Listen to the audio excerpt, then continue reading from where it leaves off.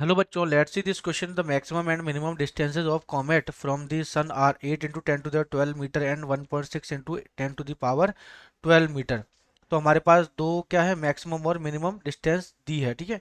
If its velocity when nearest to the sun is 60 metre per second, what will be the its velocity when it is farthest. दूर वाले के लिए हमें क्या बतानी है, वेलोसिटी बतानी है। तो बच्चों हमें पता है कि जो Kepler's law of planetary motion क्या होता है, this is D A by D T, जो एरियल वेलोसिटी होती है।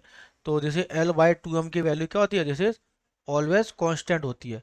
तो मैं बोल सकता हूँ कि जो एम वी आर की वैल्यू क्या होती है, ठीक है, this is M V R, जो आपका एंगुलर मोमेंटम, ये कैसा होता है, कांस्टेंट होता है। तो एम कांस्टेंट है यहाँ पे। तो ये जो वी आर है, V R is equal to constant हो जाएगा, है ना। तो मैं इसे ऐसे लिख सकता हूँ, जैसे V one by V two is equal to जैसे R two by R one. It is return as clear. तो V one by V two, तो मुझे वी वन कितना दे रखा है, 60, तो जैसे 60, है ना, into R one by R two is equal to V two की वैल्यू निकालनी है मुझे। तो V two is equal to जाएगा 60 into R one. R one क्या चीज़ है बच्चों यहाँ पे,